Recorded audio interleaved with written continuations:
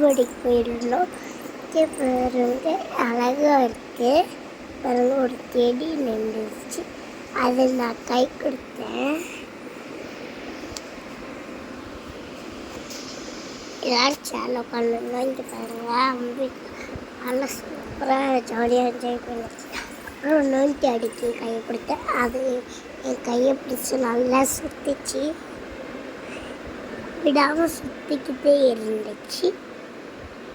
அப்புறம் நானும் திரும்பியும் ஒரு ஃபோட்டோஸ் எடுத்துருந்தோம். அவரோட கேப் மாதிரி போட்டிருந்தா, ஒரு கண்ணாடியும் போட்டிருந்தா. அப்புறம் நாங்கள் 2 பேரும் சேர்ந்து எடுத்தோம். ஃபோட்டோ ஷூட் பண்ணோம். அப்படி டான்ஸ் ஆடினோம்.